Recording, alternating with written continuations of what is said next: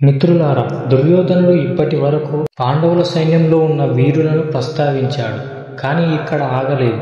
ఇప్పుడు అతను ఇంకా శక్తివంతమైన యోధులను చెప్పబోతున్నాడు. అతని మాటల్లో ధైర్యంలాగా కనిపించిన లోపల భయం ఎలా దాగి ఉందో చూద్దాం. ఈ శ్లోకాన్ని చెబుతున్నది సంజయుడు, కానీ ఇందులో మాట్లాడేది మాత్రం దుర్యోధనుడు. అతను తన గురువు ద్రోణాచార్యుడిని ఉద్దేశించి పాండవుల పక్షాన ఉన్న యోధులను వివరంగా చెబుతున్నాడు. దుర్యోధనుడు ద్రోణాచార్యుడితో మాట్లాడుతున్నాడు. బయటకు అతను పాండవుల సైన్యాన్ని ప్రశ్నిస్తున్నట్టు కనిపిస్తున్నాడు. కానీ లోపల మాత్రం భయంతో తన మనసులోని ఆందోళనను దాచడానికి ప్రయత్నిస్తున్నాడు. దుర్యోధనుడు ఇప్పుడు పాండవుల సైన్యంలో ఉన్న ఇతర వీరులను కూడా ప్రస్తావిస్తున్నాడు. దుష్టకేతు అంటే చెది రాజ్యానికి రాజు, ధర్మపరుడు మరియు ధైర్యవంతుడు. రెండవది చేగితానుడు, యాదవ వంశానికి చెందిన వీరుడు, శ్రీకృష్ణుని విశ్వాస పాత్రుడు. తర్వాత కాశీరాజు, ధైర్యం, శౌర్యం, యుద్ధ నైపుణ్యం కోసం ప్రసిద్ధుడు.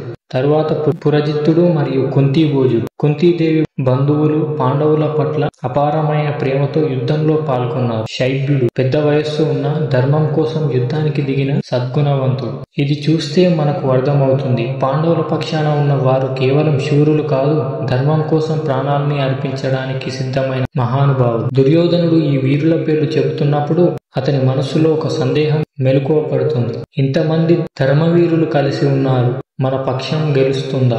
దుర్యోధనుడు బయటకు ధైర్యంగా కనిపించినా అతని నోట మాట్లాడింది భయమే. ఎందుకంటే పాండవుల పక్షంలో ఉన్న ప్రతి యోధుడు ధర్మం కోసం యుద్ధం చేస్తున్నాడు. కానీ దుర్యోధనుడు లోభం కోసం, అహంకారం కోసం యుద్ధం చేస్తున్నాడు. ధర్మ పక్షాన ఉన్న వారికి కృష్ణుడు ఉంటాడు, అధర్మ పక్షాన ఉన్న వారికి కేవలం ఆయుధాలు మాత్రమే ఉన్నాయి. ఈ శ్లోకం మన జీవితానికి ఒక గొప్ప పాఠం. మన జీవితంలో మనకు వ్యతిరేకంగా ఉన్న వాళ్ళు ఎంత శక్తివంతులైనా మనసు సత్యం, ధర్మం పక్షాన ఉంటే మనకు దివ్య శక్తి తోడుగా ఉంటుంది. పాండవుల శక్తి ఆయుధాలలో కాదు, వారి ధర్మ విశ్వాసంలో ఉంది. దుర్యోధనుడు భయపడింది అదే, ఆ ఆత్మబలం. ఈ శ్లోకం మనకు చెబుతుంది, ధర్మం కోసం పోరాడే మనిషికి భయం ఉండదు, అధర్మం కోసం పోరాడే మనిషికి శాంతి ఉండదు. విజయం శస్త్రాల్లో కాదు, సత్యంలో ఉంటుంది. కృష్ణుడు నీ పక్షాన ఉన్నాడంటే గెలుపు ఖచ్చితంగా వరిస్తుంది. ఇదే భగవద్గీత 1వ అధ్యాయం 5వ శ్లోకంలోని ఆంతర్యం.